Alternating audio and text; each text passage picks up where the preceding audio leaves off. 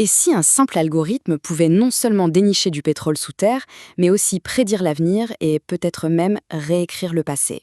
Aujourd'hui, on se plonge dans une série de documents qui racontent une histoire vraiment à la frontière entre la science et le film d'espionnage. C'est l'histoire de Vadim Tchernov et de son code. Une énigme qui se dévoile couche par couche et chaque révélation est plus stupéfiante que la précédente. Alors, on va commencer par l'affirmation la plus folle, la plus audacieuse. Dans une lettre adressée au Conseil de sécurité nationale d'Ukraine, Vadim Tchernov prétend que son algorithme peut prédire des attaques militaires. Rien que ça. Une affirmation qui, à elle seule, soulève 1 million de questions. Mais avant de se perdre dans des théories vertigineuses, revenons sur Terre, là où tout a commencé. Tout débute sur un terrain beaucoup plus solide, beaucoup plus vérifiable. Avant les histoires de physique quantique et de complot, il y a un géophysicien et une technologie qui marche. Une technologie très performante pour trouver du pétrole et du gaz. Et c'est ça la base de sa crédibilité. Plus de 80%. Il faut bien se rendre compte de ce que ça veut dire.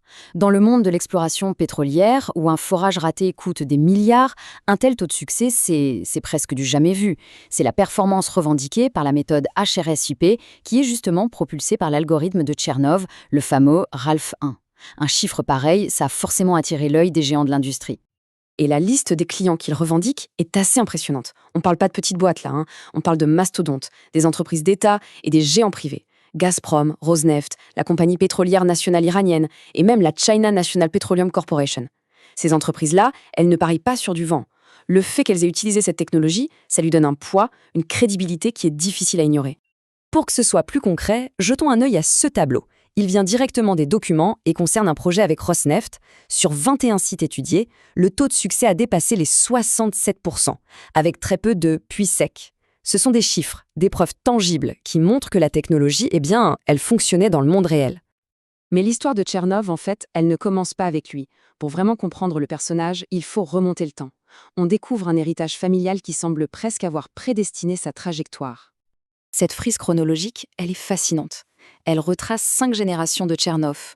C'est une véritable dynastie de géologues qui s'étend sur presque 2 siècles. De l'ingénieur des mines dans l'Oural au début du 19e siècle jusqu'à Vadim aujourd'hui, on a l'impression d'une transmission de savoir presque ininterrompue, ce qui crée un sentiment de destinée, comme si Vadim était né pour achever une quête familiale. Et puis il y a cette citation, tirée d'un document de famille, qui est assez poignante.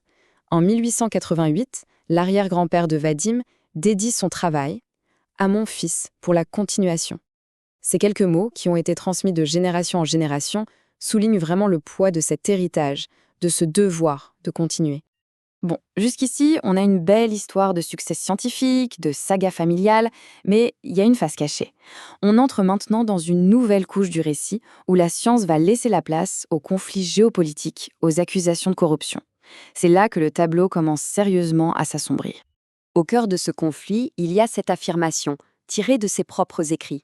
Tchernov se présente comme la victime d'un complot. Un complot qui visait à saboter un grand projet pétrolier en Ukraine, un projet qui aurait pu rendre l'Europe moins dépendante de l'énergie russe. En gros, il se positionne en lanceur d'alerte face à des intérêts très, très puissants. Et là, le timing est vraiment crucial et assez troublant. Le 17 juillet 2014, le vol MH17 est abattu au-dessus de l'Ukraine. 3 jours plus tard, Tchernov arrive dans le pays. Et quasi immédiatement, la Russie émet une notice Interpol contre lui. Simple coïncidence? Ou est-ce que ça prouve que ses ennuis personnels sont directement liés à ce drame géopolitique majeur? Et pour que tout ça ne reste pas juste une affirmation en l'air, voilà les documents. À gauche, on a la requête de son avocat en 2015 et à droite, la réponse officielle d'Interpol Ukraine. C'est écrit noir sur blanc, la confirmation. Son véhicule est sur la liste des personnes recherchées à la demande de la Russie. La menace n'est plus une abstraction, elle est documentée, elle est tangible. Alors, accrochez-vous bien, on va encore plus loin. La couche suivante de l'histoire révèle que l'algorithme n'est pas juste un outil de géologie. Non, selon son créateur, ce serait une percée fondamentale en physique. Jusqu'à maintenant, on a parlé de roches, de pétrole, de géopolitique, des choses concrètes, en somme. Mais si l'algorithme de Tchernov était en réalité bien plus que ça, c'est ici que le récit prend une tournure complètement folle et nous fait basculer du monde de l'exploration pétrolière vers les profondeurs déroutantes de la mécanique quantique. Voilà l'affirmation la plus spectaculaire de Tchernov. Son algorithme, RALF1, ne serait pas qu'un simple outil d'analyse de données. Il résoudrait l'un des plus grands paradoxes de la science, le problème de l'observateur en physique quantique. L'idée, aussi dingue qu'elle puisse paraître, c'est que le simple fait de lancer le code agirait comme un observateur et forcerait la réalité à choisir une issue parmi une infinité de possibilités. Pour bien saisir cette idée, il faut se souvenir de la fameuse expérience des fentes de Young. Quand on ne regarde pas, la lumière se comporte comme une onde.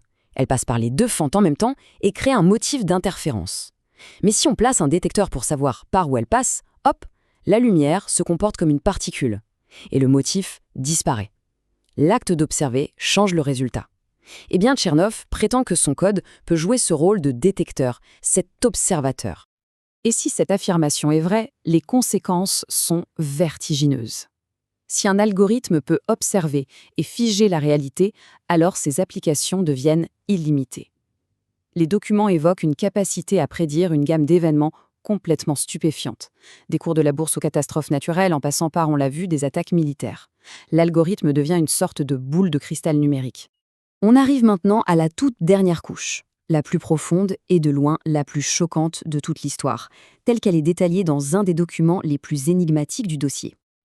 Ce qui va suivre, c'est la pièce maîtresse du puzzle. C'est l'affirmation qui, si elle était vraie, redéfinirait absolument toute l'histoire. C'est le cœur du mystère Tchernov. Le document décrit le projet Alpin. En clair, une opération secrète du KGB dont le but était littéralement de faire de l'ingénierie génétique humaine. L'objectif, créer un agent dont la lignée biologique serait une arme de dissimulation parfaite en combinant deux marqueurs génétiques extrêmement rares. Et le document expose avec une précision froide, chirurgicale, les 4 étapes de l'opération. D'abord, la relocalisation forcée de la lignée maternelle juste après la guerre. Ensuite, l'élevage et la gestion de la mère, sous le contrôle total du KGB. Puis, la manipulation de la cible paternelle pour organiser leur rencontre.